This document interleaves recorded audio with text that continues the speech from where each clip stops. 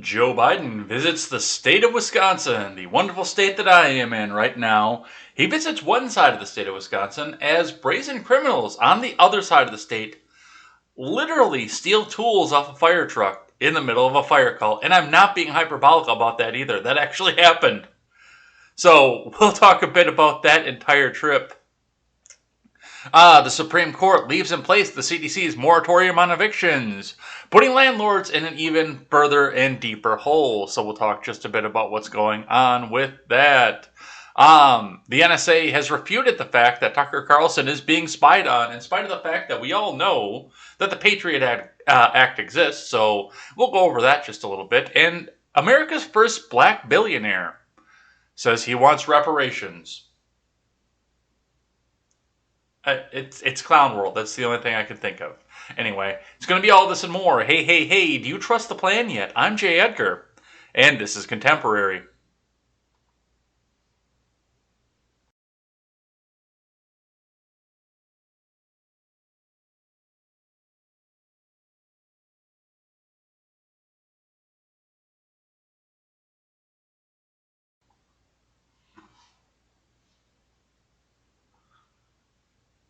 Well, good morning, everybody. Welcome to Contemporary. It's going to be a wild one today. It's not going to be as big as some of the shows that we've done, because I know we've done like 2-hour, 40-tab shows in the near past because they try to cram so much in. Just some of the stuff I found on the news today is just absolutely wild.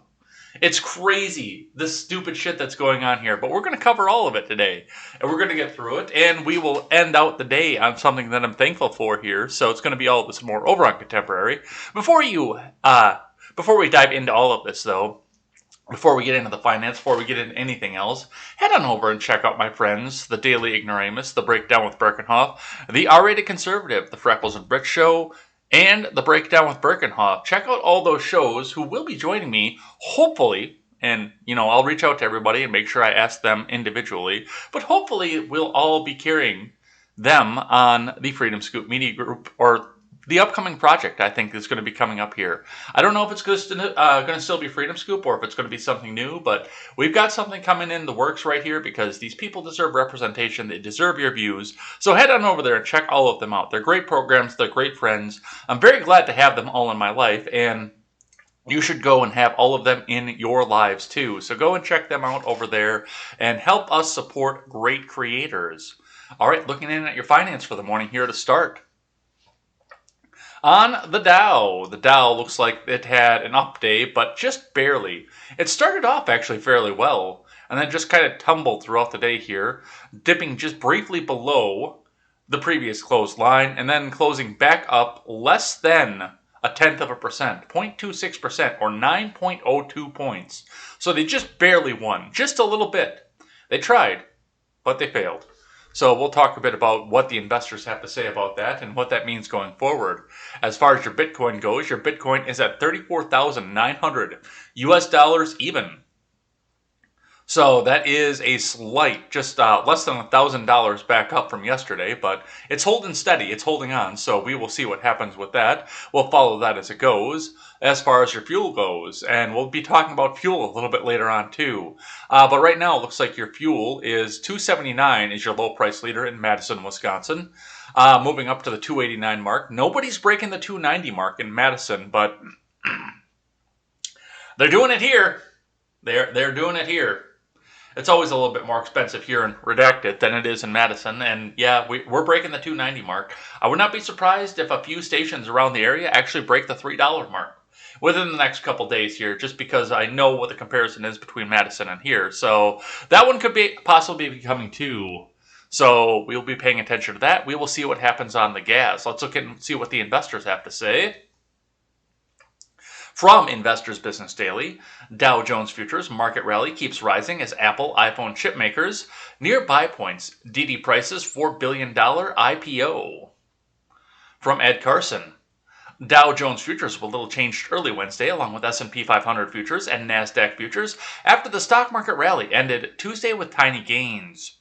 DD Global, the world's largest ride-hailing operator, priced its IPO at the high end of its narrow range late Tuesday, with former rival Uber Technologies owning a big stake.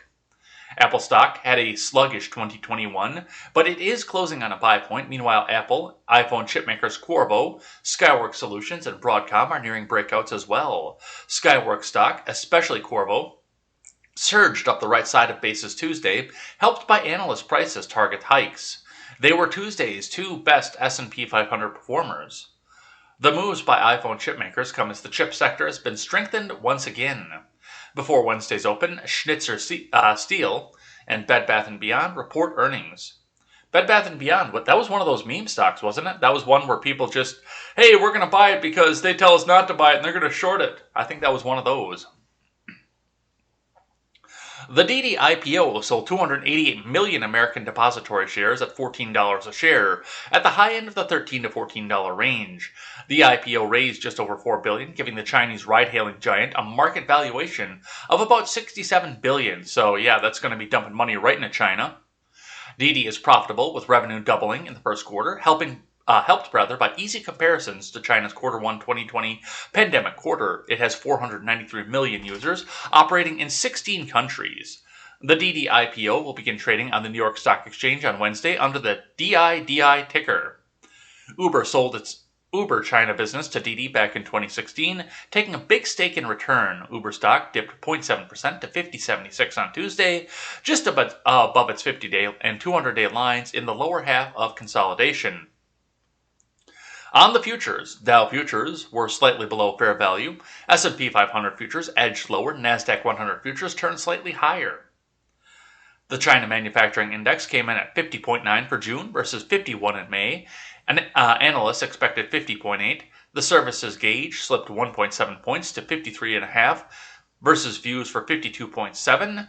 Readings over 50 signal growth. Crude oil futures rose slightly. An OPEC Plus panel reported cutting 2021 crude oil demand forecasts, but that reinforces expectations OPEC and Russia will keep production quotas intact. Remember, overnight action in Dow futures and elsewhere doesn't necessarily translate into actual trading in the next regular stock market session. Yeah, I'm kind of interested to see where OPEC and oil goes on this. That's the big one I think is we need to be watching, because with OPEC, with everything else that's going on with that, that's what we saw last summer. OPEC and Russia came out and said, we both want to be the ones that fuel China. We want to give them all their oil. So they turned on the spigot and pushed us into a global glut on oil, especially when everybody stopped driving. Now, if they go back and do that again, that might absolve some of the fuel prices that we're seeing right now. And there is an article later on in the stack here that says we're looking at a fuel shortage right now. So that could be the thing that might save the Biden presidency. We don't know, but we'll see what happens with that. That's going to be the big one, is keeping your shipping and transport costs down. So let's continue to watch that. Let's move on over to Seeking Alpha. Dow Jones and NASDAQ futures dipped before the end of quarter two and first half. This is from Yoel Minkoff. The market has recorded a strong run in 2021, with the S&P 500 on track to register its fifth straight months of gains. The NASDAQ is also headed for its seventh positive month in the last 8, while the Dow is red for the month. It previously notched a 4-month winning streak. Investors may be taking some profits. Before the last trading day for June, stocks futures fell 0.2% overnight, though many are expecting the recent outsized performance to continue on to the second half of the year. Analyst commentary, strong growth, strong earnings, low interest rates, a bond market that's been lulled to sleep. The bond yields aren't really reacting to inflation views, declared Ethan Harris, head of global economic research at Bank of America. Powell has done a great job of calming the waves in the bond market. So this is Goldilocks for equities. Yeah, if you are taking a bond right now, I'm sorry, I don't give official financial advice, but I will say this on the off the record side of this. If you are going for a bond right now, you are out of your mind. You are ever lovingly out of your fucking mind. There are still risks ahead for the latter half of 2021. Choppy trading could ensue if the Fed starts talking about tapering its bond buying program or inflation readings prove to be too hot for the economy.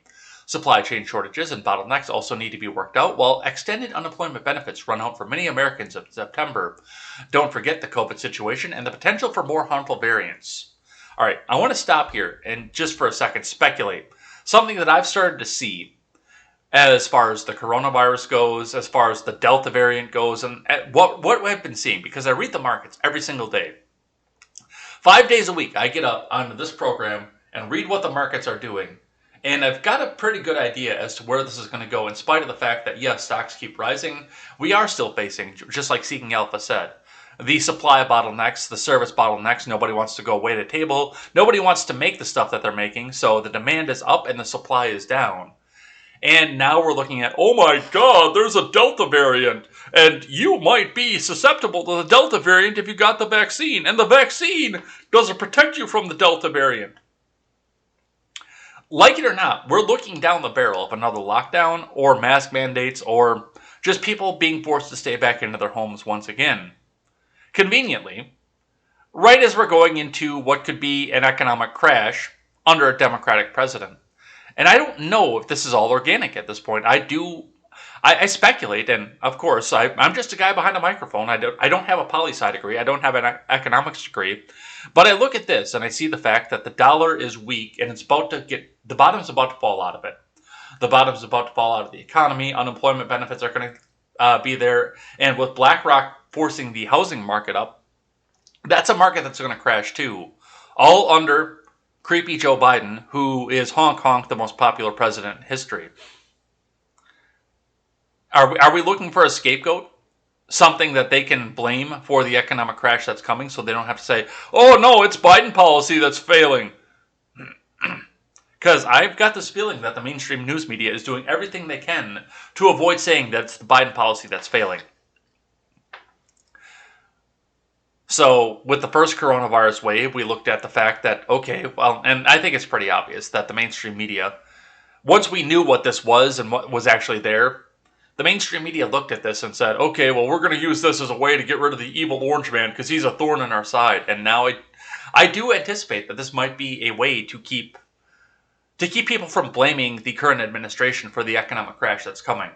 They can come out and say, oh, no, it's a coronavirus economy again. Well, no, don't worry about the skyrocketing inflation as we came out of this. That was a coronavirus economy too. That's the evil Drumpler economy. So that's what I'm seeing coming back out of this. Could I be wrong? Possibly. And I'll be the first to admit when I'm wrong, but that's what I'm seeing coming back up out of this. All right, but that's what we see coming out of the investors. Let's talk about my home state. From Wisconsin, out of Axios. Biden to use Wisconsin speech as a roadmap for infrastructure sales pitch. From Sarah Mucha. Come on, man. The beast, it's shaking around from all these bad roads, man. We need infrastructure. Come on, man. President Biden will use his visit to La Crosse, Wisconsin to cut through the noise in Washington, aides told Axios, enlisting voters to help him hold together a fragile $1.2 trillion bipartisan infrastructure deal. You know, the one that he threatened to veto if he doesn't get his way on the other big spending package, the other big progressive wish list. Why it matters. This is Biden's first sales pitch since a weekend of damage control after he tied the deal to a Democrats-only push for more spending. Wisconsin has a Senate seat up for re-election in the 2022 midterms. Several Democratic candidates have already declared they seek to flip Republican Senator Ron Johnson's seat. Good fucking luck. Good luck. Now, first and foremost, we also have to pay attention to what's going to happen. Is Ron Johnson going to run again? because he assured us all the way back in 2016, no, I'm in solidarity with term limits here, so this is going to be my last term. He has been in the Senate since 2010. And yes, he's been in very, very big solidarity with the term limits crowd. I don't know if he's going to hold to his promise, though, because he has drank that Beltway water. And he is becoming really unpopular among a lot of people. He's a neocon fucking bullshitter cuck, but he also got behind President Trump's thing because he said, "Oh, well, this is my ticket to stay forever in Washington, D.C." He's becoming the swamp that Trump promised he was going to go drain and then, well, didn't drain. Biden will come armed with state-specific data, such as 1/3 of rural families lack high-speed internet. Really? Where?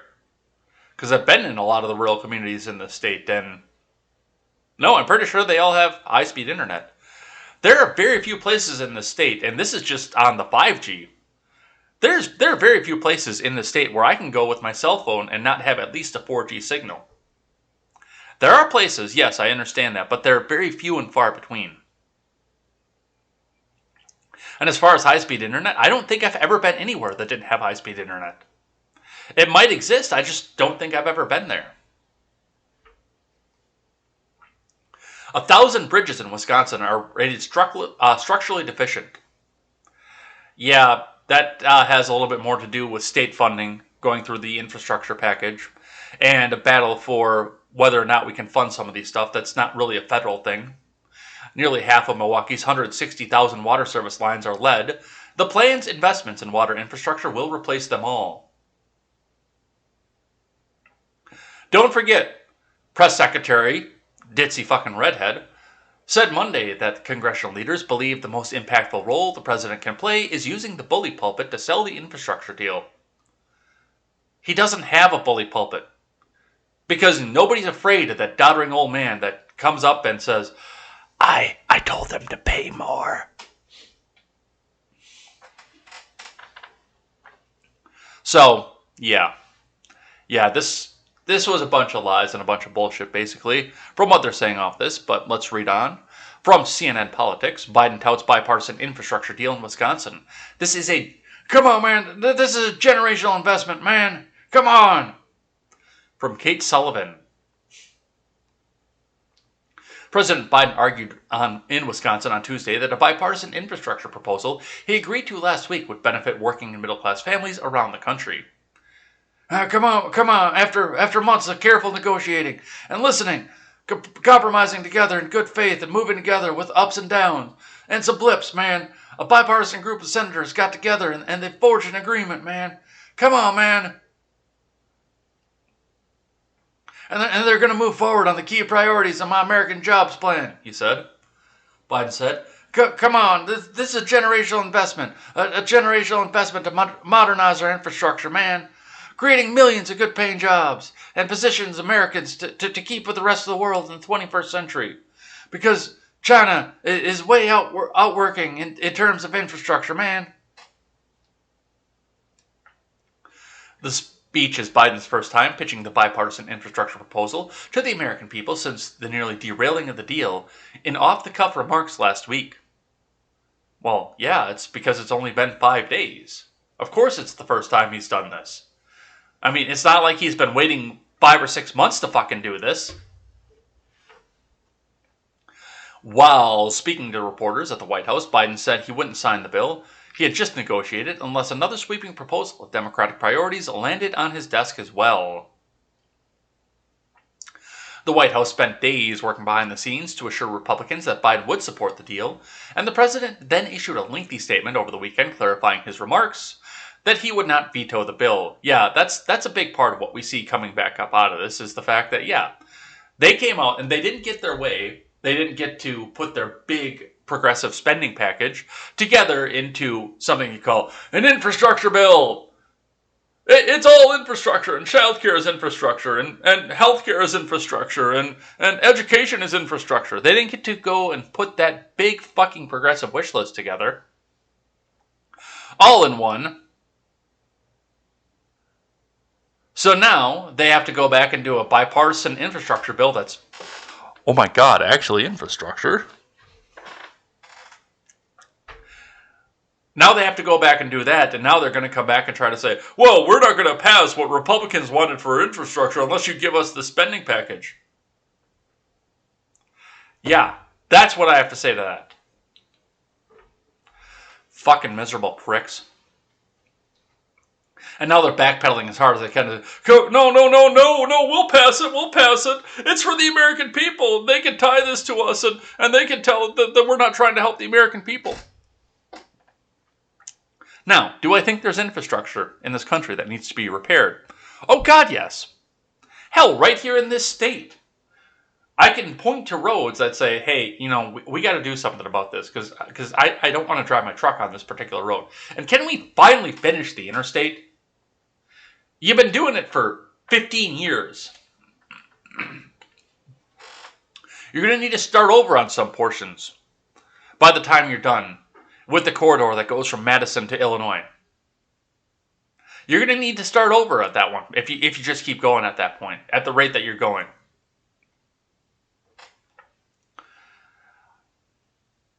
But do I think it's a federal thing? No, it's not a federal thing. It should all be done at the state level. I mean, we're all paying for it anyway. But regardless, that's what they're coming back from for this. Let's grab another one here from CBS. Biden pushes infrastructure plan during Wisconsin visit. I think this is going to be a lot of the same information that we heard before. But let's go check this one out from Catherine Watson.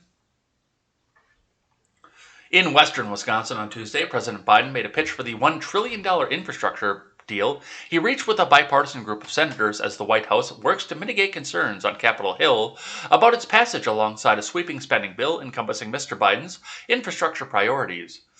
The president toured the La Crosse Municipal Transit Utility in La Crosse, Wisconsin, before delivering a speech spotlighting the infrastructure framework, which the White House says will provide historic investments in roads, bridges, and clean drinking water, and rail. Speaking in a county that voted for him, but in a region of the state that largely voted for Mr. Trump, the president touted the bipartisan nature of the trillion-dollar infrastructure deal. The president made the case that this bipartisan deal can be living proof to the broader world that democracy works. After months of negotiating, listening, compromising together in good faith, come on, man, and move with ups and downs and some blips, man, a bipartisan group of senators got together and they forged an agreement to move forward on the key priorities of my American Jobs Plan, said the president, facing a roadwork sign that said, America Jobs Plan. Crumbling infrastructure has taken its toll on every American, Mr. Biden said Tuesday. He pointed out that some 600 bridges in Wisconsin badly need repair and claimed that Americans pay a hidden toll of about $1,000 a year in wasted time, stuck in traffic congestion because their roads are poorly maintained, and they're forced to take detours. His infrastructure plan would help fix these problems and provide good jobs in the process. Yeah, and you're saying that in La Crosse, one of these smaller cities in the state. Now, if you were saying this in Milwaukee, which we'll get to why he wasn't saying this in Milwaukee in just a bit. But if you were saying this in Milwaukee, I could understand. But, I mean, it's kind of tone deaf that you're saying this shit in La Crosse that hasn't seen a traffic jam in 20 years. So, yeah, actually go to the place that's having the municipal troubles. His infrastructure plan would help fix these problems and provide good jobs in the process, he said. There's lead in the drinking water of 10 million American homes, and Mr. Biden continued.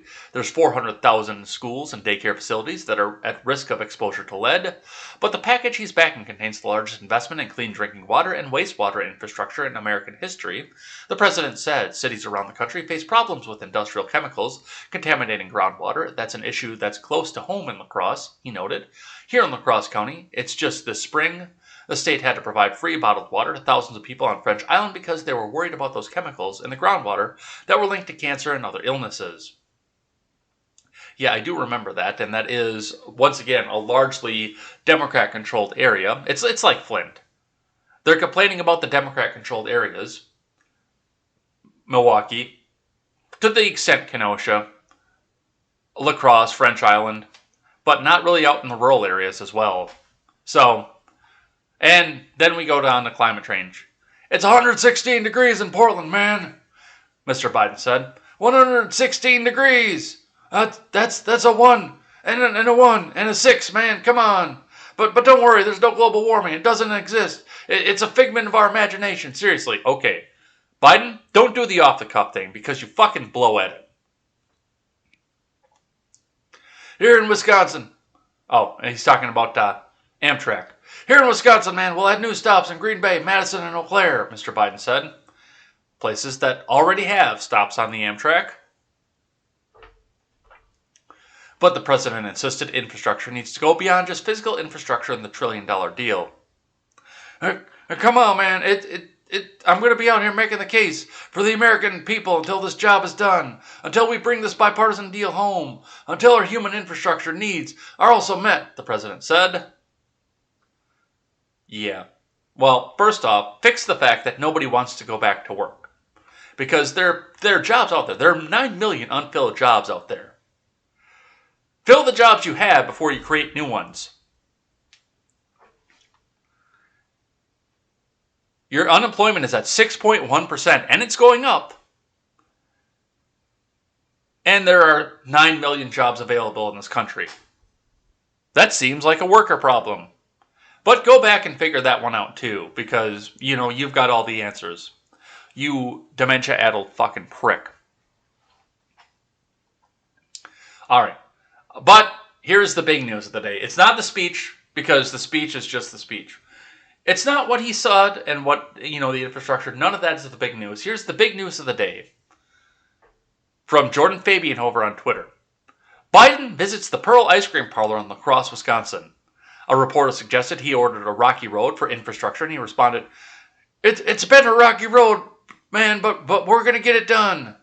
The president ordered cookies and cream and strawberry in a double-dipped sugar cone. Oh my God, he got 2 scoops of ice cream. Everybody else only got 1. He got 2 scoops.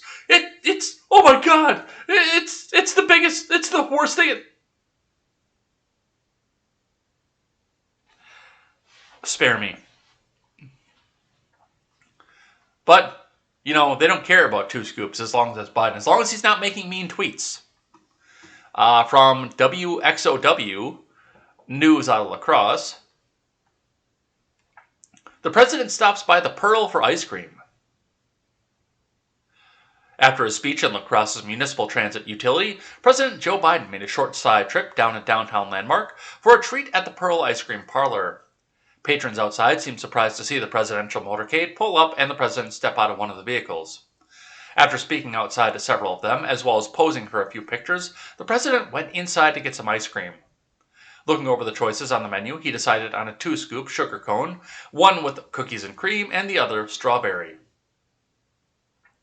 He also bought for Congressman Ron Kind and Senator Tammy Baldwin, who accompanied the president to the motorcade, neither of whom, by the way, are in that district.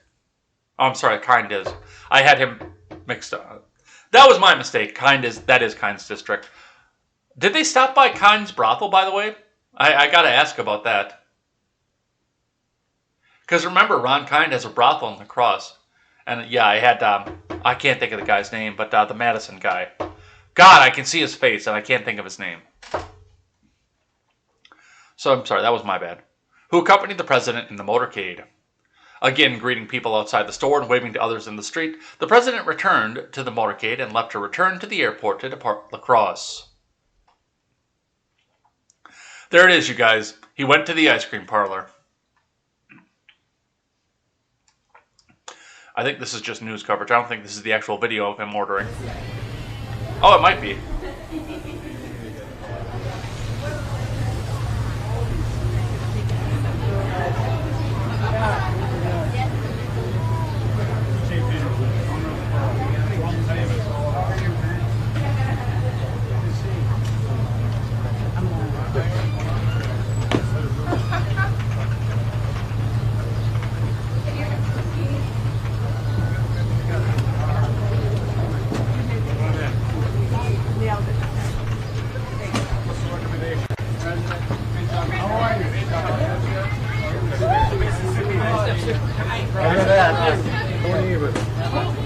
Guys, we made it. I wonder if he's going to sniff her. Is he going to take a sniff? No, no sniff. Oh, me. Oh, come on, you smell good, man. All right, so yes, that's the big news, that he's going to the ice cream parlor. But unfortunately, there's bigger news than this, and this was just fucking ridiculous. So I mentioned at the top of the show that the president went to one side of the state, and an interesting robbery happened on the other side. Now, and for all intents and purposes, you would think that the president would go down to Milwaukee, one of the friendliest areas in the state for a Democratic president. But I heard about this on the radio, and then I went back and verified it. From Fox 6 out of Milwaukee, 5th and Beecher house fire. Thieves steal equipment off MFD trucks. From Hannah Jewell and Fox 6 digital news team. Yeah, this didn't make national news. Well, this is national news now because I'm talking about it, and I've got a national audience. Although small right now, I still have a national audience.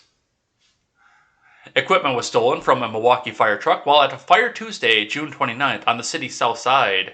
Milwaukee police were called to investigate. Fire crews had to call for backup when they realized someone was running away with a piece of equipment as Milwaukee firefighters searched for people who were reported stranded in a house fire. Multiple witnesses were reporting there were occupants trapped in the building, said Deputy Chief Will Kowalski, MFD. A handful of neighbors watched as firefighters worked fast at 5th and Beecher Tuesday morning. As they worked to save lives, officials said what the crew saw next made their hearts sink. They realized that someone from the neighborhood came and grabbed some of their equipment, and they already started running down the street with it, said Kowalski. Fortunately, it was a piece of equipment we didn't need immediately to attempt to save somebody's life, so it did have a direct impact, immediate impact. No, it didn't this time, but it could have. Milwaukee police arrived at the scene to investigate and speak with possible witnesses. I wonder what it was that they grabbed. That's what I'm curious about the most. What did they grab?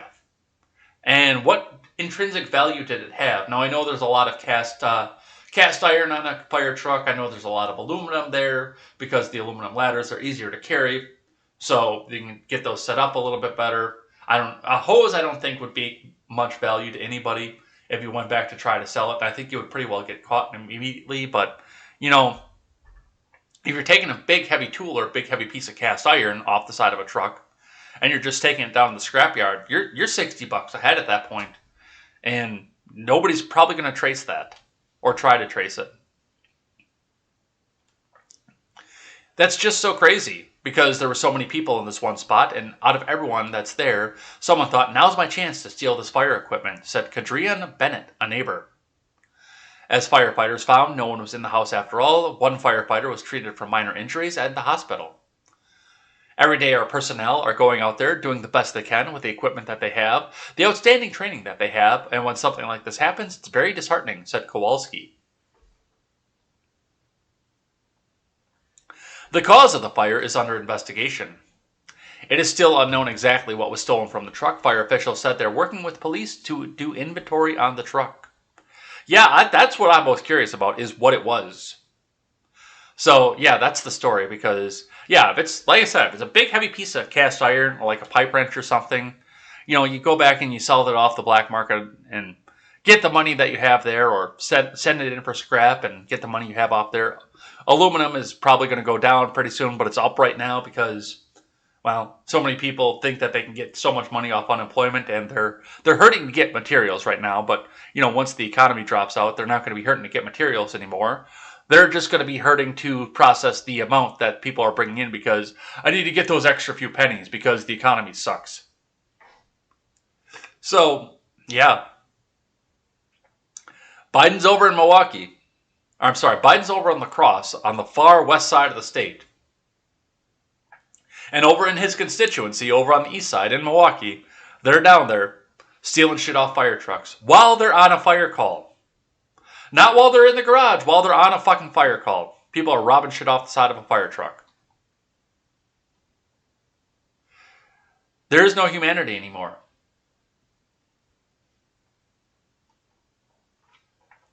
All right, let's talk about the gas prices here. Gas prices hit 7-year high as stations run low on fuel ahead of July 4th. This is from Will Fewer. Gas stations across the country are facing fuel shortages, driving prices to a 7-year high as more than 40 million Americans prepare to hit the road for the 4th of July weekend. The nationwide average price for a gallon of regular unleaded gas hit $3.09 on Monday, the highest price Americans have been asked to shell out ahead of the holiday weekend since 2014, according to data from the American Automobile Association. AAA forecasts that 43.6 million Americans will travel by car this weekend, the most so far this year. Today, 89% of the U.S. gas stations are selling regular unleaded for $2.75 or more. That's a stark increase over last July 4th when a quarter of stations were selling gas for more than $2.25, said Jeanette McGee, a AAA spokesperson. Road trippers will pay the most to fill up for the holiday since 2014. And there's no sign of cooling off, with AAA saying prices at the pump will likely continue to rise through the end of summer. Prices at some stations in Los Angeles were hovering near $6 last week. Well, that's part of the tax of living in Los Angeles.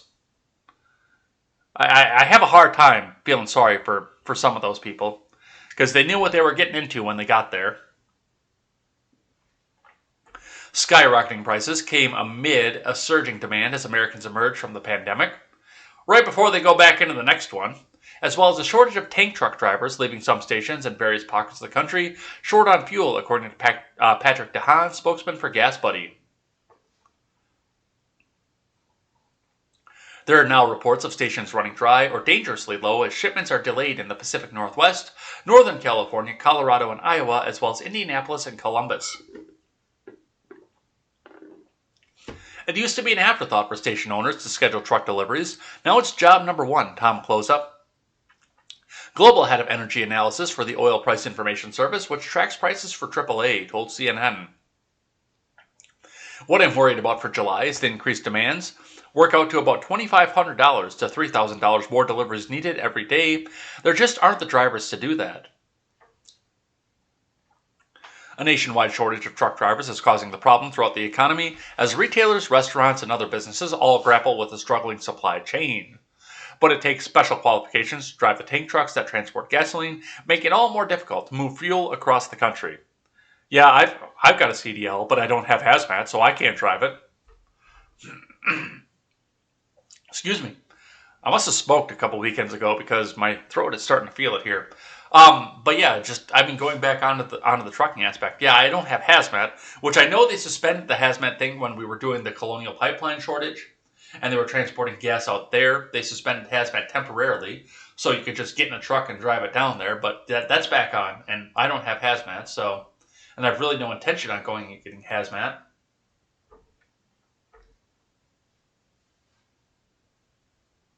I don't have a tanker either, which didn't really stop me before, but yeah, I don't have tanker. We've been dealing with a driver shortage for a while, but the pandemic took that issue and metastasized it. Ryan Streblow, Executive Vice President of NTTC, told the outlet. It certainly has grown exponentially. Gas Buddy's DeHaan told CNN that the number of stations running low on fuel appears to be growing, though he noted it's difficult to get a precise count since the impact is being felt in various parts of the country.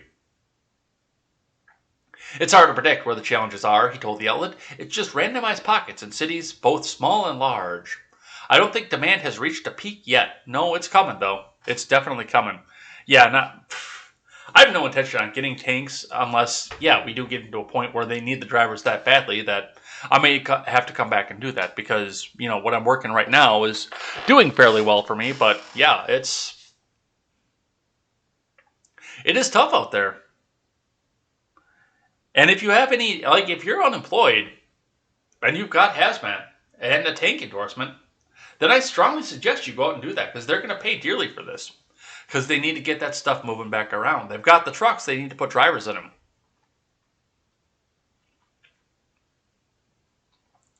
But that's where we see going off that. And yeah, like I said at the top of the show, the gas is up 10 cents a gallon in Madison, which means that it's up further and further in certain parts of the country. $6 a gallon in Los Angeles. I bet you it's the same thing in D.C. right now. I couldn't believe the prices I saw in Washington, D.C. when I went out and saw Stephen Ignoramus. I couldn't believe that. That blew my mind. 104 when I stopped for fuel in Ohio. And 378 at the gas station down the road from Stephen in Washington, D.C. Within 24 hours of each other. I couldn't believe that. And then, I think, what did we fill up for? 118 in McLean, Virginia, on the way out of town at a Shell. I think that's what we hit. Just because I wanted to make sure that I went with a Shell. Because I usually get an extra 100 miles out of a tank when I use Shell gasoline. Little side note for that. But yeah, we go from 99 cents a gallon in June of last year to almost $3 a gallon this year. But don't worry, it's just demand. It's not a Biden thing at all. Shut down that Keystone XL though. All right, let's see what else we have here. I got one from NPR. The Supreme Court leaves the CDC's moratorium on evictions in place. This is from Nina Totenberg and Chris Arnold. And don't forget, they've got that donate button right up at the top. You see it right here. Those of you watching on YouTube, DLive, and Twitch, you can see it right there. You got to hit that donate button because NPR needs your money to spread their communistic and progressive ideals across the world. NPR, your money, comrade. Don't you mean our money? National Progressive Radio. Let's see what they have to say. The U.S. Supreme Court on Tuesday refused to lift a ban on evictions for tenants who have failed to pay all or some rent during the pinko-fucking-pox pandemic. By a 5-4 vote, the court left in place the nationwide moratorium on evictions put in place by the CDC, which was challenged by the Alabama Association of Realtors. Justice Brett Kavanaugh, who cast the fifth and deciding vote, wrote in a concurring opinion that he voted not to end the eviction program only because it's set to expire on July 31st, and because those few weeks will allow for additional and more orderly distribution of the funds that Congress has appropriated to provide rental assistance to those in need because of the pinko-fucking-pox. He added, however, that in his view, Congress would have to pass new and clear legislation to extend the moratorium past July 31st. So it's interesting the way they decide this and the way they decide to go with this. It's not necessarily coming back out and saying, okay, we need to get rid of this because, it's that, or we need to hold on to this forever because people are hurting or suffering.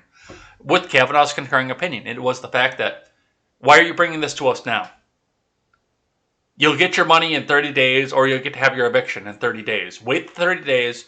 They might be able to come up with some money before then and come square with you, or at least get part of the money, come back up and square with you, or work out a deal in those 30 days. Let's not do this right now. So yeah, I can see where they're coming from for this. I don't like the fact that we have a moratorium on evictions and people can just sit and squat and have squatters' rights in buildings, but when you're 30 days out and people are desperate, give them a chance to at least come up with some money for it.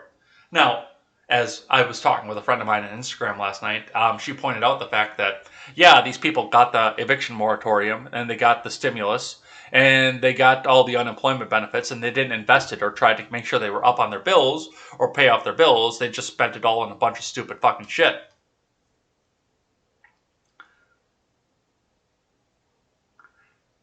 And that's kind of the reason some of them are sitting in the situation that they're in. But at least give them 30 days to figure out what they can do and try to make it square with the landlord. I know it's going to be near impossible for some of them, but yeah, at least try to make it square. That would be a good thing, I would think.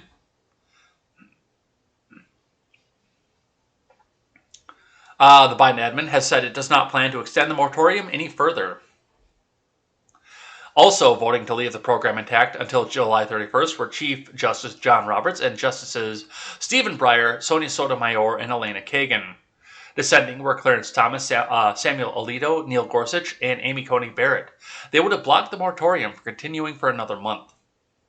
The decision, which comes at a time when roughly 7 million American households say they're still behind on their rent, many suffered job losses during the pandemic, and delays have stopped more than $46 billion in congressionally approved rental assistance from reaching many people facing eviction who need it. Housing groups have been warning that pulling the CDC eviction protections away from people before that congressional aid can reach them would spark a wave of evictions that could otherwise be avoided. Well, once again, I mean, that's the roof over your head, especially if you're getting extended unemployment, which a lot of these people were, that should be your top priority. You shouldn't be able to look at this and say, oh, well, I've got an eviction moratorium. If they can't evict me, I don't need to do a goddamn thing. I know that's the way that I did it. Yeah, it would have been easy for the people who own this building where I could come out and say, hey, you can't evict me, so we'll deal with this at the end of all this. But no, I have paid in full every month. In fact, I got a little bit angry at the landlord in this building one day when he texted me and told me to put the check in on the second of 1 month, which I had put in already.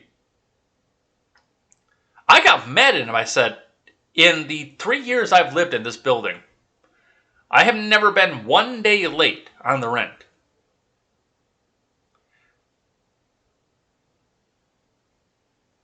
And if you think that there's a problem or an issue, you would come to me before just start demanding that I put the rent check in the box. I've been 2 days early every day, every month for 3 years. So if there's one side that's not there, if it just doesn't happen one day, do you think that there would be a bigger problem? Or could we at least sit down and talk about it, not just demand you get the rent check? I got mad at the fucking dude. And then I got mad at the bank too because they were having a system outage at the same time. And they couldn't answer the phone because I was going to check to see if the check got cashed or if it got jacked or something. I was going to cancel that check and make a new one. And then he called me back and said, no, that was my mistake. I found it. Yeah, you're goddamn right you found it. All right. But, yeah, that's what we see coming back up out of this. Evictions often send families into a downward financial spiral. It can be very hard to find another place to live with an eviction on your record. Oh, boo-hoo. Now, we're going to be realistic about this for just a second. A lot of your financial institutions right now have said, okay, do what you can because we know that everybody's hurting hard up right now, in spite of the fact that not a lot of people are hurting or hard up right now.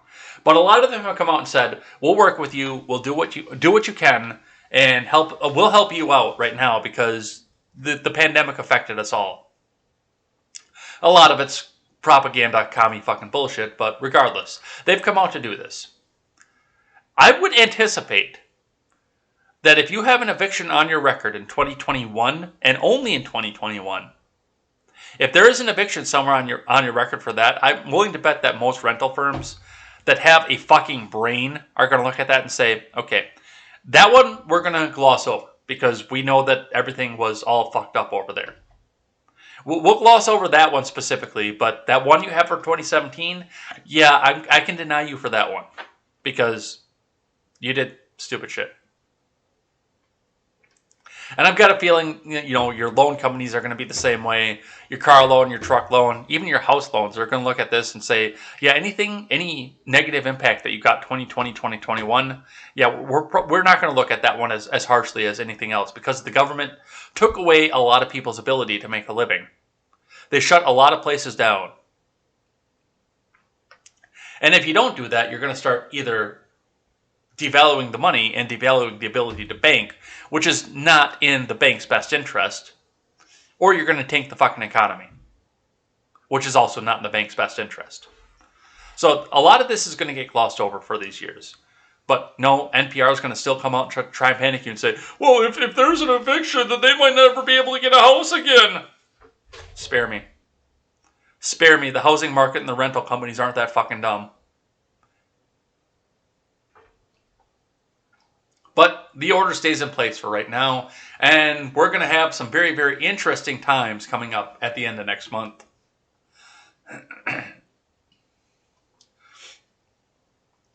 All right, from CNN. With the more contagious Delta variant, some officials are issuing new mask guidance. From Holly Ann and Madeline Holcomb. The more transmissible Delta variant has spread to almost every state in the U.S., fueling health experts' concerns about COVID-19 spikes. The variant is expected to become the dominant coronavirus strain in the U.S., the director of the Centers for Disease Control and Prevention said, when with half of the U.S. still not fully vaccinated, doctors could say it could cause a resurgence of COVID-19 in the fall, just as children are too young to get vaccinated, go back to school. In LA County, the pace of the Delta spread has prompted officials to reinstate mask guidance for public indoor spaces regardless of vaccination status. The new voluntary mask guidance is needed until health officials can better understand how and to who the Delta variant is spreading, the county's Department of Public Health said. The Pfizer-BioNTech vaccine has shown to be 88% effective against the symptomatic infections caused by the Delta variant 2 weeks after the second dose. Those who received only one dose have significantly less protection. And Moderna's vaccine was found in lab experiments to work against new variants, such as the Delta strain, the company said on Tuesday. Researchers used serum samples from 8 participants taken a week after they received their second dose of vaccine. But the spread of coronavirus is outpacing vaccinations, the World Health Organization said, and the longer the coronavirus spreads among unvaccinated people, the more opportunities it has to mutate into more troubling variants. It's going to mutate. Now, the Gamma variant has been shown to be more resistant to vaccines and antibody treatments. Last week, the WHO said even those who are fully vaccinated should wear masks in places with high rates of COVID-19 spread. Yep, they're going to keep milking this shit forever. Hey, the Gamma variant is here! Oh my god, the Gamma variant! The Gamma variant! Everybody run! The Gamma variant! Yeah, it's time. We're going to start seeing more of this. Everywhere. And it's going to be a seasonal thing. And hey, well, now we got to get a new vaccine every year because your booster is wearing off. And you might catch the coronavirus. You might kill grandma. And it's never been about your own personal safety. They come out and make this all about everyone else's personal safety. Well, if you don't get vaccinated, you might inadvertently carry it. And you might kill grandma who's fully vaccinated, but she still might get it from you. They have twisted the science so far out of what they taught us when we were kids that I can't even believe these people anymore. But they're still trying to shove that fucking narrative down your throat. So there's your Delta variant. Get ready, because this shit's coming back again. I hope you're ready for it. All right, from Reuters. This might get me booted off YouTube for medical misinformation. Susan Bro, we're reading from Reuters, who is part of your vertical monopoly. So keep that in mind and I'm putting this out here for the person who reviews this after I get the email that says, we have partially blocked your content because you're getting a hard strike for medical misinformation. Keep in mind, I'm reading this from Reuters. I am not coming up with this. This isn't like the magnetic thing, which they reinstated that video, by the way. I'm standing here and I'm magnetized. And then she tries to stick the fucking spoon to herself and it doesn't stick. I'm magnetized because of the vaccine. But let's see what Reuters has to say and see if they can get this video blocked too. From Reuters. Heart inflammation after COVID-19 shots higher than expected in study of U.S. military. Members of the U.S. military who were vaccinated against the pinko fucking pox showed higher than expected rates of heart inflammation, although the condition was still extremely rare, according to a study released on Tuesday. The study found that 23 previously healthy males with an average age of 25 complained of chest pain within 4 days of receiving the pox. For compliance, the incident rate was higher than some previous estimates would have anticipated, it said. All the patients who at the time of the study's publication had recovered or were recovering from myocarditis, an inflammation of the heart muscle that had received shots made by either Pfizer and BioNTech or Moderna. The U.S. health regulators last week added a warning to the literature that accompanies those mRNA vaccines to flag the rare risk of heart inflammation seen primarily in young males, but they say the benefit of the shots in preventing COVID-19 clearly continues to outweigh the risk. Read more. The study, which was published in the JAMA Cardiology Medical Journal, said 19 of the patients were currently military members who had received their second vaccine dose. The others had either received one dose or were retired from the military. General population estimates have predicted 8 or fewer cases of myocarditis from the 436,000 male military members who received 2 COVID-19 shots, the study said. An outside panel of experts advising the U.S. Centers for Disease Control said last week that reports of myocarditis were higher in males and in the week after the second vaccine dose than would be anticipated in the general population, A presentation at the meeting found the heart condition turned up at a rate of about 12.6 cases per million people vaccinated. 8 of the military patients in the study were given diagnostic scans and show signs of heart inflammation that could not be explained by other causes. The study said the patients in the study ranged from ages 20 to 51. So usually at a time where you're not going to be getting some sort of heart inflammation or any other sort of chest pain. Usually about the time you're in your 20 to 51 range, if you have a chest pain of some sort, it's a part of a bigger problem. But this is the kind of thing that I anticipated at the time too, and this is the stuff that I told you about when I said what my plan was for getting the vaccine myself. When they first started talking about the vaccine under the Trump administration, I said, cool, we're going to get a vaccine in record time. We're going to get this record-setting vaccine, and I'm going to wait about 6 months, and I'm going to see, because the free market decided what was going to come out there. I'm going to wait 6 months to see what people who are getting it, because the people you should always be welcome to experiment with a medicine if you think it's going to help you. Right to try should be extended beyond terminal patients. If you think that a medicine is going to help you, or if you want to be part of the human experiment, you should be allowed to do so. So my thought was I'm going to wait 6 months to a year, and I might get it after that, because then we'll start to see what some of the side effects were.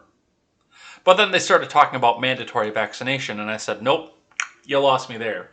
But had they not done that, had they not come out and started talking about, you need to have the passport to go anywhere, to do any business, you have to have the mark of the beast to buy and sell or trade. If they hadn't started talking about that, I still probably would have, at this point, looked at this and said, oh, a young male between 20 and 51? Hey, that's me. I'm 37. Yeah, maybe I'm not going to do this. Maybe I'll sit this one out. Thank you guys, everybody who went out and did the experimental vaccine, who took the jab. Thank you for your service to humanity. But I don't think this is for me. That's the camp that I would be in right now. Even if they hadn't said the mandatory part, I'd still be looking at this saying, oh, well, everybody who's getting this is getting major side effects. No. It's not for me. Save my dose for somebody else. But you must get the vaccine. Do you have the vaccine yet? You must get the vaccine. That's the way our society sounds right now. All right, from the Blaze. College giving fully vaccinated students special lanyards to wear in lieu of masks that reportedly say, doing my part, all others must mask up. You really want to put that fucking yellow star on people, don't you? Some way or another, you want to make that second class of citizens so you can discriminate against them. One way or another, our society is going to find a way to discriminate against the people who wouldn't go and get the vaccine. They'll find a way. I am a good little compliant person. I went out and got the vaccine when they told me to. I love the fact that the majority of my viewership is coming on Twitch right now, where I'm actually monetized. You guys rock, by the way. Absolutely.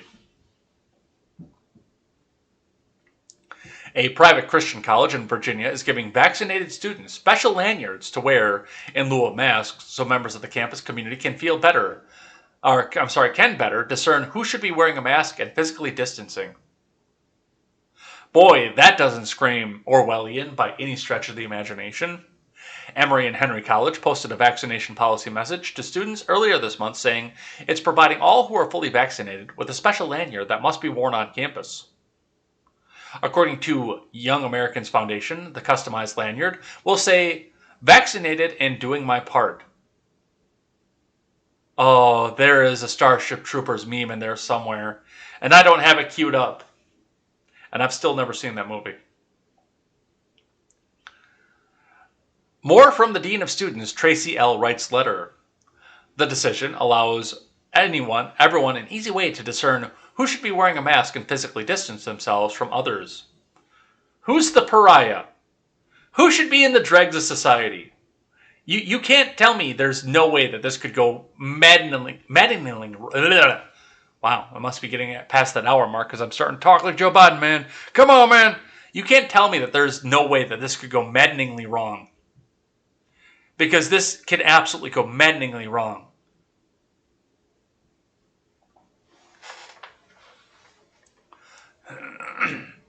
Excuse me. Any fully vaccinated person who forgets their lanyards is required to wear a facial covering and physically distance. Everyone still has the option of wearing a mask, as I and others still do in certain environments, despite the fact that I am fully vaccinated. Then what was the point of getting the fucking vaccination? Oh yeah, it was compliance. For students who are currently on campus who have already submitted your documentation, you may contact me to arrange a time to pick up your lanyard. For those who will not be on campus until this fall, I will send out information regarding where you can pick up your lanyard on the day that you check in. Emory and Henry is requiring all students to be vaccinated if they live on campus, play on NCAA athletic teams, or are involved with affinity groups, club sports, or the equestrian team, active student organizations, fraternities, sororities, as well as if they represent the college in any visual or performing arts program. Basically, everybody who's on campus. In addition, all health science and nursing students must be vaccinated. All students must report their vaccination status no later than July 1st, the letter adds. There are religious and medical exemptions available, but all medical exemptions requests require documentation from healthcare professionals, and all religious exemption requests must be notarized. The letter also indicates, in addition, should you be granted an exemption, you will be required to wear a facial covering at all times in enclosed spaces until the CDC indicates otherwise. They already have. They've already said that you can start lifting the man. Well, no, now they're coming out and saying, well, you have to have the mask on again because Delta variant. But yeah, this is your, I'm a good boy, give me a gold star. It's not the yellow star because the yellow star was to denote the people who were the dregs of society back in between the wars Germany. But it's your, I'm a good boy, give me a fucking gold star thing. See, look, I was a good boy. I did what I was supposed to and got the vaccinated. And like I said, there's no way in hell this can go horribly wrong, right? Right? From NBC, Democrats push ahead with partisan tilted committee to investigate the January 6th selfie fest. From Rebecca Shabbat and Haley Talbot. Democrats in the House are pushing ahead with plans to create a committee to investigate the January 6th selfie fest on the U.S. Capitol, comprised of more Democrats than Republicans, a partisan tilt that is already sparking criticism from the GOP. The move comes after Senate Republicans filibustered a proposal to create a bipartisan committee. The House is scheduled to vote Wednesday on a resolution to form a select committee, but who will serve on the 13-person panel is unlikely to be revealed until after passage, including just how many Republican lawmakers will be included.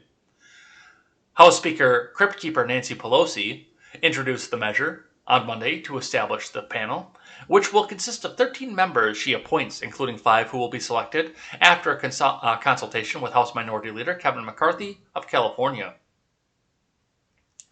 Representative John Katko, who negotiated a plan to establish a bipartisan commission, ultimately blocked by Senate Republicans, said Monday he's very disappointed in Democrats moving forward with a select committee. This is exactly what I was concerned about, that we didn't have a balanced committee, and this is what we are going to have now, he said, adding that it seemed politically charged. He pointed to his own party's repeated efforts to investigate the attack on the U.S. consulate in Benghazi as proof as a partisan-leaning committee cannot build credibility. Benghazi got nowhere. Look at how long it took for that, Katko said. This was politically charged on our side of the aisle. It got nowhere. An aide to the speaker said Pelosi is seriously considering appointing a Republican with one of her unilateral picks. She will also appoint to the chair, who won't be announced until sometime after the vote. What do you want to bet it's Cheney? I'm going to go out on a limb and say it's going to be Cheney. I almost guarantee you it's going to be Cheney. The committee, which will only include members of the House, will have the power to subpoena documents and witness testimony.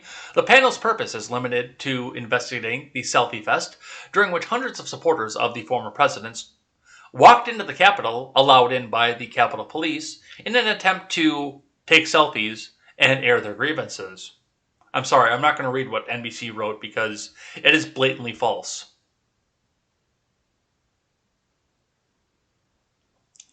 We hope to get to the truth, the whole truth, and nothing but the truth. Our truth, Hakeem Jeffries said on Tuesday. There are a handful of Republicans who supported the bipartisan commission who might be considered by Pelosi to be added to the committee. Asked if she would consider choosing Representative Liz Cheney, who had been outspoken about Trump's role in inciting the selfie fest on January 6, Pelosi told NBC News, "We will see. First, we have to get the bill passed." Cheney said on Monday that she hadn't spoken to Pelosi about it, and the decision is up to the speaker. So, yeah, they're not going to let this go. I don't know if this is revenge for Benghazi at this point, but I also don't believe any of the bullshit that's come out of this. I don't believe anything that anybody's saying about the January 6th Capitol Selfie Fest at all. Mostly because I watched live coverage as somebody who was there.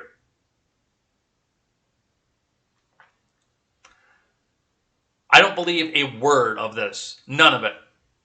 But yeah, go ahead and investigate each other into the fucking ground. Because at that point, you're not making new laws to stamp down on the American people. From News Channel 7, NBC WJHG out of Panama City Beach, Florida. Supreme Court says no right to hearing for some immigrants. Now, I don't care for this, and I'm going to tell you why, but let's get into some of what they're saying with this. From Mark Sherman. The Supreme Court ruled Tuesday that the government can indefinitely detain certain immigrants who say they will first face persecution or torture if they're deported to their native countries. Over the dissent of 3 liberal justices, the court held 6-3 that immigrants are not entitled to a hearing about whether they should be released while the government evaluates their claims. Samuel Alito wrote for the court that those aliens are not entitled to a bond hearing. The case involves people who have been previously deported, when detained after re-entering the U.S. illegally, claim that they would be persecuted or tortured if sent back. One man is a citizen of El Salvador who said that he was immediately threatened by a gang after being deported from the U.S. An immigration officer determined that the immigrants had a reasonable fear for their safety if returned to their countries, setting in motion an evaluation process that can take months or years. The issue for the court is whether the government can hold the immigrants without having an immigration judge weigh in.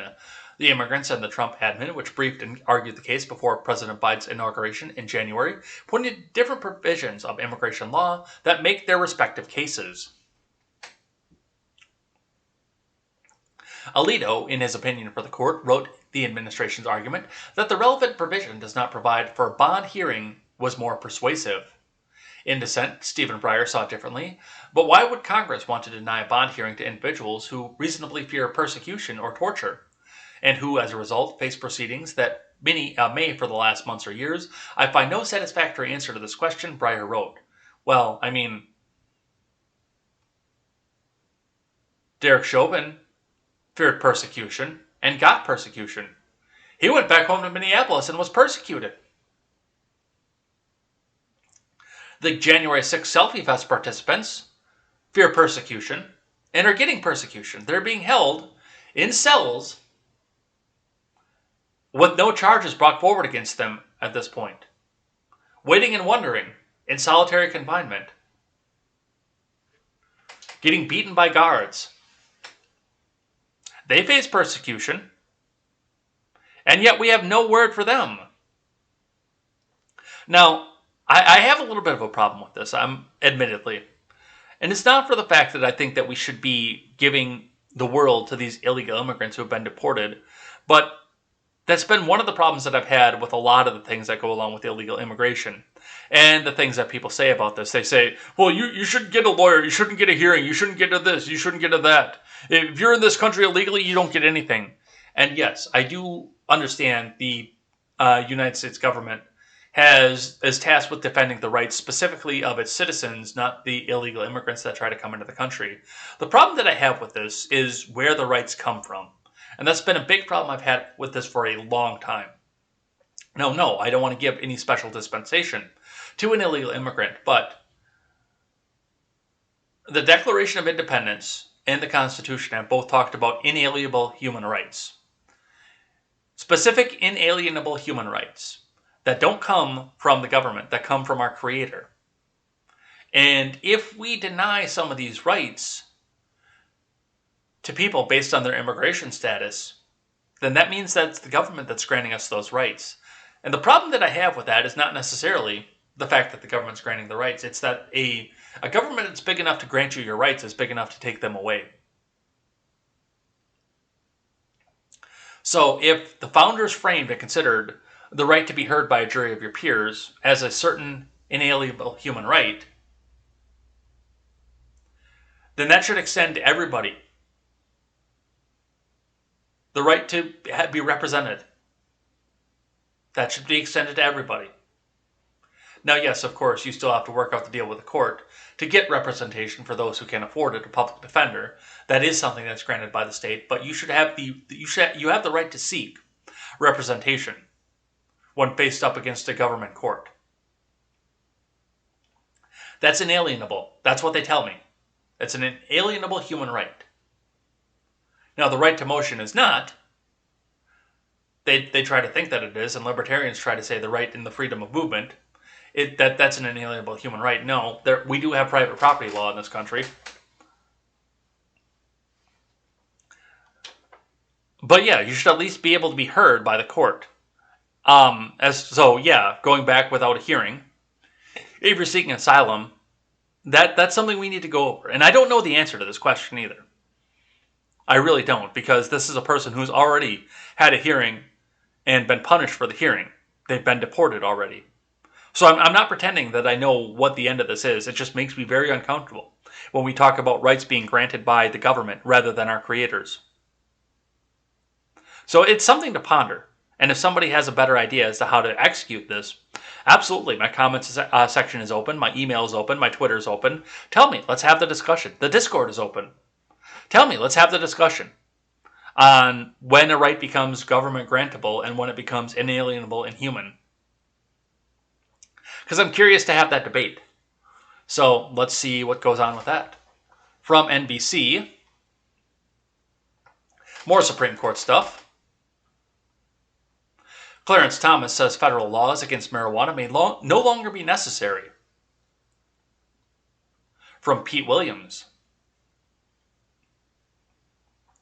Clarence Thomas, one of the Supreme Court's most conservative justices, said Monday that because of the hodgepodge of federal policies on marijuana, federal laws against the use or cultivation may no longer make sense. A prohibition on interstate use or cultivation of marijuana may no longer be necessary or proper to support the federal government's piecemeal approach, he wrote. His views come as the court declined to hear the appeal of a Colorado medical marijuana dispensary that was denied federal tax breaks that other businesses are allowed. Thomas said the Supreme Court's ruling in 2005 upholding federal laws making marijuana possession illegal may now be out of date. Federal policies of the past 16 years have greatly undermined its reasoning, he said. The federal government's current approach is a half-in, half-out regime that simultaneously tolerates and forbids the local use of marijuana.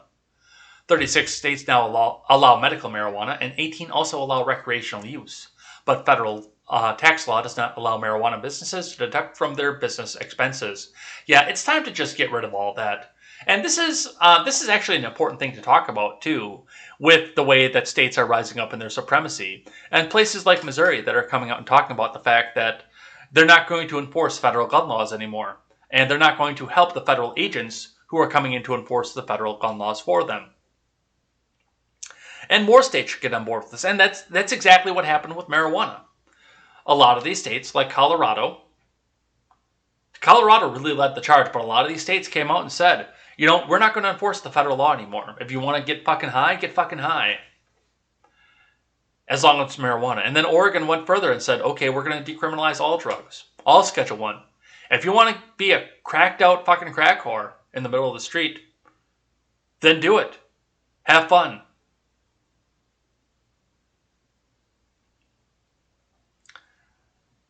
And that's where we need to go with guns and a lot of other things, too. It's just these states need to look back and say, we're not going to enforce the federal law. And then we'll start to get decisions like this that say, well, there's no point in having the law anymore. because it's not doing anything. Yes, this is a good thing. This is a very good thing, and I'm happy to see it. Very much so. So, roll that shit back. And if the states individually themselves want to enforce a marijuana law, and they want to make it illegal, that's between them and their constituents. But there's no reason for the federal government to be involved anymore. 36 states allow medical, and 17 allow recreational. There's no reason to have a federal law anymore. It's not even being enforced. Just get rid of that shit. And you'll be happier for it. From the Hill, NSA refutes Tucker spying allegation from Michael Schnill. The NSA on Tuesday rejected claims made by Fox News host Tucker Carlson that the agency was monitoring his electronic communications and seeking to leak them in an effort to take his show off the air, calling the allegations not true. Tucker has never been an intelligence target of the agency, and the NSA has never had any plans to try and take his program off the air, the NSA wrote in a statement shared on its Twitter page. NSA has a foreign intelligence mission. We target foreign powers to generate insight on foreign activities that could harm the U.S. with limited exceptions, e.g. an emergency. The NSA may not target a U.S. citizen without a court order that explicitly authorizes the targeting of the agency added. That is a tweet that didn't load. Fox News personality on Monday had alleged that the Biden admin was spying on him in an attempt to take his show off the air, declaring that his show had confirmed the claim. He said the war on terror is now being waged against American citizens, adding that he heard from his whistleblower within the U.S. government that the NSA was monitoring his show's communications. The host added that the purported individual had repeated back to us information about a story that we were working on that could have only come from my texts and emails, though Carlson did not offer more details or evidence to back up the claim. Yeah, he can get back and say whatever he wants, and so can the NSA. But that doesn't change the fact, and I love the fact that this happened. Not necessarily because I like Tucker, or that I like the fact that the government's doing this to Tucker. Fact check, they are. Even if they don't know it, they are. But it got a big conversation going on Twitter about the fucking Patriot Act, which needs to go away, and has needed to go away for a long, long, long time. You know how I know they're spying on Tucker? Because they're spying on all of us. The Patriot Act makes it legal for bulk data collection. We need a warrant to go through it. Bullshit. And once again, like I said yesterday, if you believe the NSA is waiting for a warrant to go through the bulk data collection, I have got oceanfront property in Wisconsin that I will sell you today. If you believe the NSA is waiting for a warrant to go through that. They've got it there. Oh, whoops, I accidentally opened this up. Oh, hey, look, this is a white domestic terrorist threat. The government doesn't wait for a warrant. They just accidentally leak things. And yes, they are bulk data collecting on everybody. That's what the Patriot Act did. Read the dystopian piece of fucking legislation if you don't believe me. That's what it did. And I'm glad we got the conversation about that stupid fucking piece of legislation. And hopefully that means that it'll start to go away, because from what I understand from on the ground, it's really unpopular. The politicians like it because we can tamp down on our domestic terrorists, which means you can go through an unlawful search and seizure around the Fourth Amendment. Good job. All right. From the Daily Wire, Psaki dodges questions on whether Biden is spying on Tucker Carlson. From Daily Wire News. New viewer, I will catch up with you at the end of the week, but thanks for coming in and viewing. White House Press Secretary Jen Psaki dodged a question on Tuesday about Fox News host Tucker Carlson's explosive allegation that he's being spied on by the Biden admin. Tucker Carlson said the NSA is spying on him, a reporter told Psaki on Tuesday. Is the administration aware of any espionage or listening efforts on U.S. citizens by the NSA, and is Tucker Carlson one of them? Well, the NSA, and I think we're well aware, and I'm not sure everyone is aware. Everyone on this plane is aware, I should say, is an entity that focuses on foreign threats and individuals who are attempting to do us harm on foreign soil, Psaki responded. So that is their purview, but beyond that, I would point you to the intelligence community. That's a sidestep. Do we have video of this? No video of this painful exchange. The question came in response to Carlson saying Monday night, "Yesterday, we heard from a whistleblower within the U.S. government who reached out to warn us that the NSA, the National Security Agency, is monitoring our electronic communications and is planning to leak them in an attempt to take this show off the air." The whistleblower, who is in a position to know, repeated back to us information about a story that we're working on that could have only come directly from my texts and emails. "There's no other possible source for that information, period," Carlson continued. "The NSA can capture that information without our knowledge and did it for political reasons," Carlson said.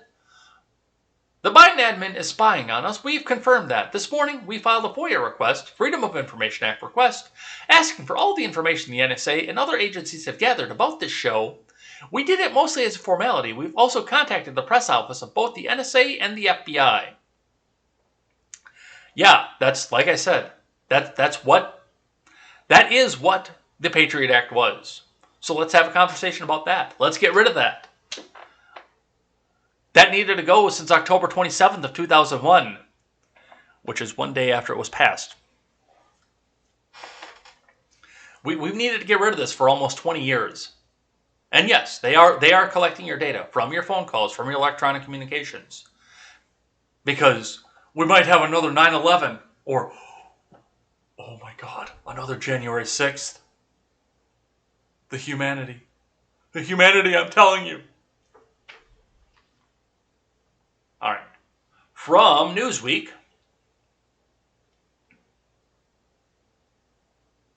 I had trouble trying to decide why I should give a fuck about this story. I did. Paul Gosar to attend fundraiser hosted by white nationalist Nick Fuentes. From Ewan Palmer. Is Fuentes even a white nationalist? Is he even? I never watched a second of content from Nick Fuentes. I called him out for following around Shapiro when he blocked me on Twitter. But he makes waves every few weeks, and I know nothing about him. He blocked me because he's a crybaby little fucking bitch. Arizona Congressman Paul Gosar is reported to be attending a fundraising event hosted by a well-known white nationalist and Holocaust denier. Gosar, a Republican representative for Arizona's 4th District, is being advertised on Telegram channel America First Updates as taking part in an event alongside Nick Fuentes, the far-right figurehead and leader of the white supremacist group, the Groyper Army. According to the post on the Telegram channel, which regularly promotes Fuentes' tours, podcasts, and merchandise, the date, time, and location of the fundraiser will be announced on July 1st. Fuentes is the presenter of the far-right America First podcast, who in the past has suggested segregation was better for black people and that First Amendment was not written for Muslims.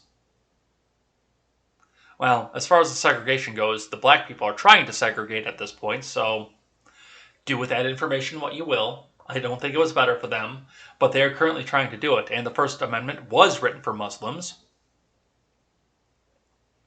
And everybody, because it's a God-given right. It's a creator-given right, not one that's granted by the government. We just had this conversation a second ago. During his podcast, Fuentes has downplayed the number of deaths that occurred during the Holocaust, while comparing Jews who were killed in the Nazi gas chambers to cookies baking in an oven. Can somebody confirm or deny that? Because that seems a little bit extreme, and Newsweek has a bias. He also attended the deadly neo-Nazi rally in Charlottesville in 2017, later describing it as an incredible in a post on Facebook. So, I mean, is Gosar actually doing this at this point? I don't know. I mean, this would seem like this would be his constituent. But I don't know. I have no idea if this is even happening or not. But everybody else is jumping up and saying, it's happening, it's happening. Gosar's a white supremacist because he's talking to Nick Fuentes. Well, If you want to talk to Nick Fuentes, Godspeed to you. I don't. Because I think he's a fucking douchebag. And I think he thinks the same thing about me. Which is cool. Because then I don't have to talk to him. But that's what we have from that. I've got another one here from NPR for you guys. The House votes to remove Confederate statues in the U.S. Capitol. But we at NPR have not voted to remove your funding from us. So make sure you hit that red donate button and commit to the progressive cause, National Progressive Radio. Spreading communism on the radio waves in very quiet tones. This is from Barbara's Front.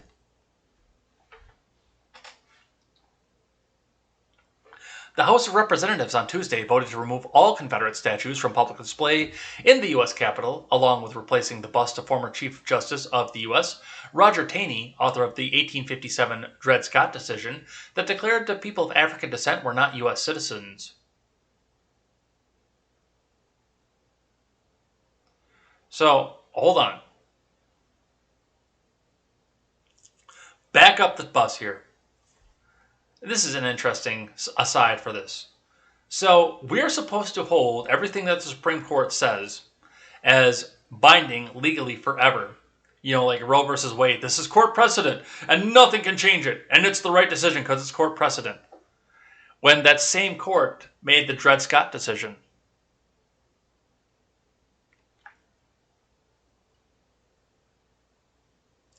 Just think about that for a second.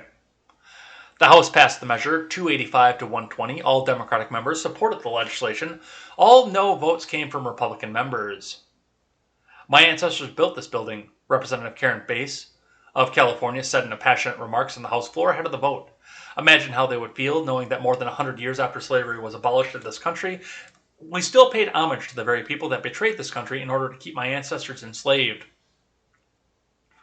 Can you provide a citation of that, by the way? That your ancestors built that building? Because I don't think that's true. The legislation, H.R. 3005, would direct the architect of the Capitol to identify and remove all statues and busts that depict members of the Confederacy from public display within 45 days of the resolution's enactment. Any removed statue that was provided to the Capitol by a state would be returned to that state, which could elect to replace it with another honoree. Among the Confederate statues, there is a statue of Jefferson Davis, President of the Confederacy, displayed in the Statuary Hall.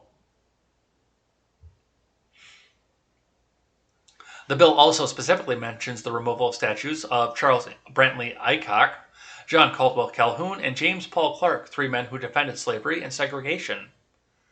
The halls of Congress are the very heart of our democracy, House Speaker Nancy Pelosi said on the floor ahead of the vote. The statues we display should embody our highest ideals as Americans, expressing who we are and who we aspire to be as a nation. Monuments to men or people who advocated cruelty and barbarism to achieve such plainly racist end are a grotesque affront to those ideals. The legislation also calls for the removal of the bust of Taney, author of the Dred Scott decision, who declared that black Americans weren't citizens of the U.S. and thus couldn't sue in federal courts. The decision also claimed that Congress didn't have the authority to prohibit slavery in the U.S. territories. The legislation calls for the bust to be replaced with one of Thurgood Marshall, the first black Supreme Court justice. So, are we going to take these people out of the history books too? Because we do need to learn about the stuff that happened here and the atrocities. We need to learn about all this stuff, but this whole whitewashing of history, that scares me a little bit. Because we've all read, in 1984, it was required reading for most of us in middle school or high school. And now we're seeing some of this stuff. Changing the history, taking the people out who are deemed impure. And I'm not comfortable with any of this. But regardless, it's their house, it's the people's house. If that's what they want to do, then do it. But I think you're making a grave mistake at this point. I really do. I do think we still need to learn about the history from this, and we need the kids to look at this and tug on Mommy and Daddy's shirt at the Jefferson Davis statue and say, "Mommy, who is this?" So we can start having the conversation. All right. From the Hill. Trump says Herschel Walker will enter Georgia Senate race, from Max Greenwood. Former President Trump said Tuesday that the former NFL player, Herschel Walker, told him he plans to make a run for the Senate next year. He told me he's going to, and I think he will, Trump said on the Clay Travis and Buck Sexton show while discussing Walker running for a Georgia Senate seat. I had dinner with him a week ago. He's a great guy, the best guy, a terrific guy. He's a patriot, the greatest patriot. He's a very, very loyal person, the most loyal. And okay, I know loyal people. I have loyal people around me all the time. I know all about them. It is me, your favorite president ever. Trump first encouraged Walker months ago to mount a challenge to Senator Warnock in 2022. Walker has entertained the idea, but has yet to announce a firm decision on a Senate campaign. If he ultimately jumps into the race, Walker could enter the Republican primary as the presumed frontrunner, given his broad name recognition and likely endorsement from Trump, who remains deeply influential among GOP voters nationwide. 3 other Georgia Republicans have already announced the plans to take on Warnock next year, including State Agriculture Commissioner Gary Black and 2 military veterans, Latham Sadler and Kelvin King. Representative Buddy Carter has also said that he will run for Senate, but only if Walker decides not to.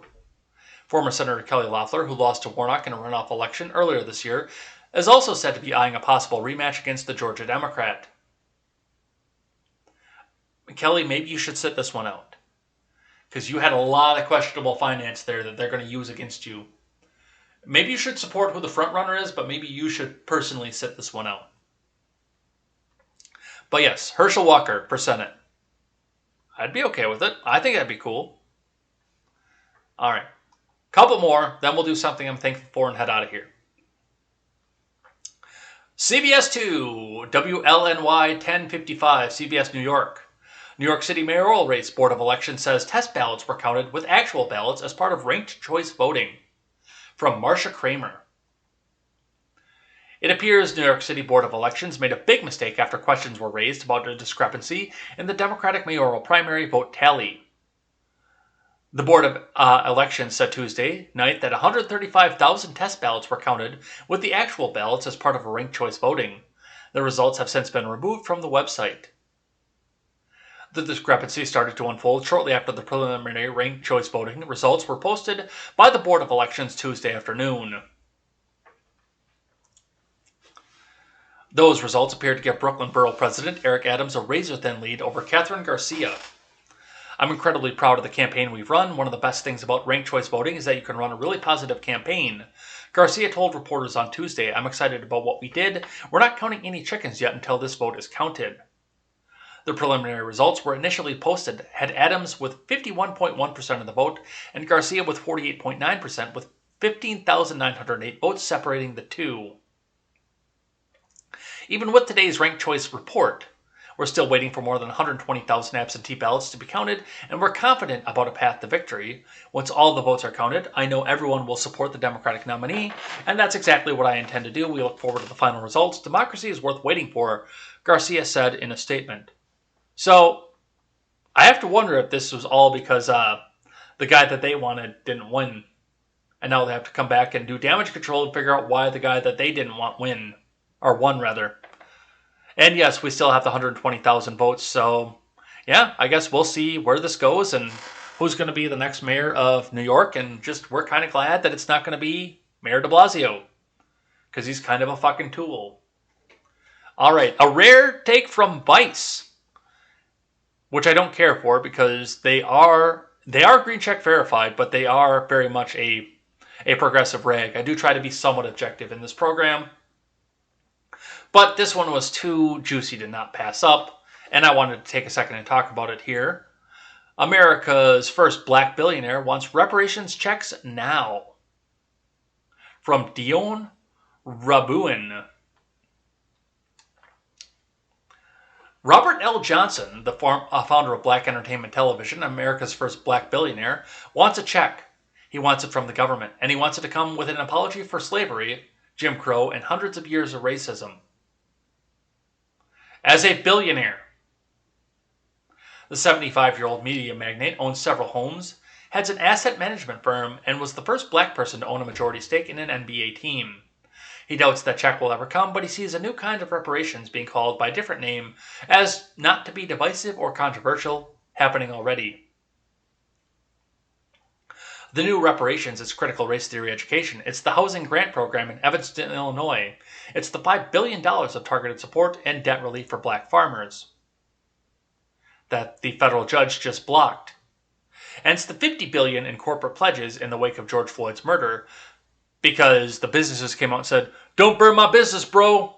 No, I'm with you. I'm with you. Don't burn my Target. I'm with you. Hey, look, I'm going to buy all my stuff from black-owned companies and black-owned retailers and providers. No, don't burn my Target."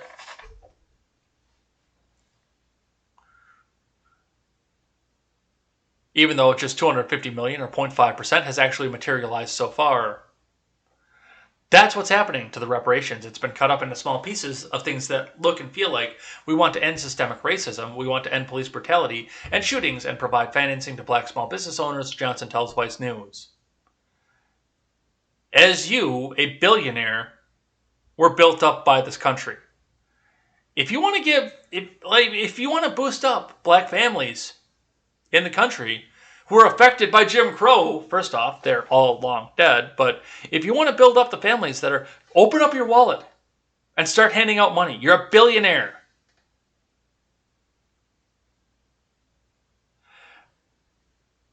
So do something about it.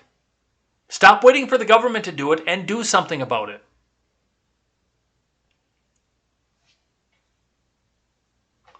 You know, I sat down for 24 hours in this chair right here in front of an old HP laptop that lost its fucking mind if it disconnected from the internet for a second in the middle of a live stream. I sat down in this chair for 24 hours and had a conversation with you guys with the hopes that you would open up your wallets and throw a little bit of money at suicide prevention. Given the fact the government shut down the businesses and locked people in their homes for a year, I think that should be the government's responsibility too. But am I going to sit around and wait for the government to do something about it? Fuck no. Because they don't do something about it. They pass the buck and they blame somebody else. And they sit back and say, evil Republicans locked you in your home. And evil Republicans are the reason that there was Jim Crow. And in spite of the fact that was a largely Democrat proposal, evil Republicans or evil Democrats, they just sit and bicker back and forth as to who was at fault for all this stuff. If you want to help these communities, open up your wallet and do it yourself. Stop waiting for everyone else to do it for you. That's my advice to anybody in this country. Don't wait for the government to do it for you. Do it yourself.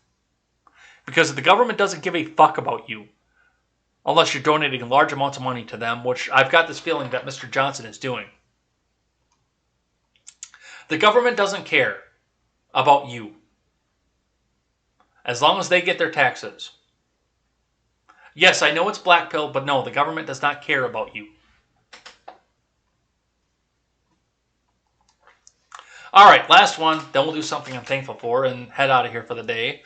This comes to us from Reuters, a little bit of foreign news for us. Dutch defense minister, irresponsible Russian jets harassed frigate in Black Sea.